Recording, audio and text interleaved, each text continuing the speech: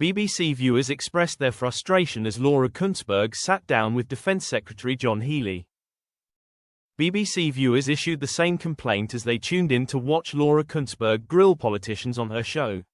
Sunday with Laura Kuenssberg returned this weekend with guests including former Cabinet Secretary Simon Case, Labour lawyer Sammy Chakrabarti and businesswoman Kiki McDonough. Kuenssberg was later joined by Defence Secretary John Healey, just one day after the government pledged a string of defence investments to equip the country for a new era of threat.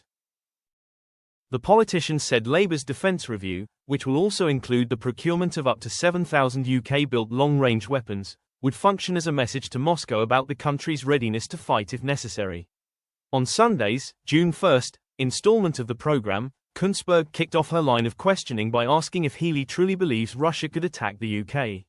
She also probed him on whether UK defence spending will truly rise to 3% of GDP by 2034 at the latest.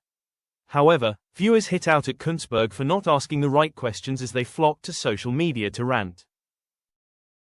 One fumed, "Absolutely no questioning from Laura K on if this military and nuclear build-up is a good thing. This is not real journalism, this is just acceptance of the government narrative. It's so poor." Another wrote, "Laura's favourite words, can you guarantee, on anything as a question to a minister? Lazy journalism." A third echoed, "What a fucking waste of time interview at BBC Lorak did with it John Healey _MP, it was pure kid gloves.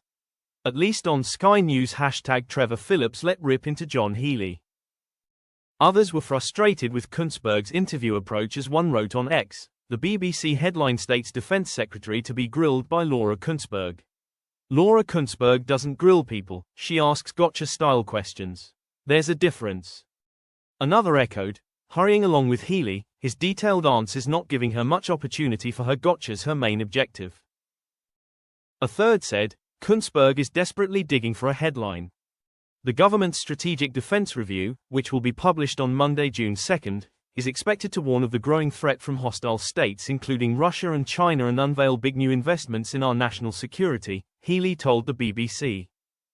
He continued, $6 billion over the next 5 years in factories, like the Storm Shadow missile production site in Stevenage, allow us not just to produce the munitions that equip our forces for the future but to create the jobs in every part of the UK, 1,800 jobs in every nation of the United Kingdom.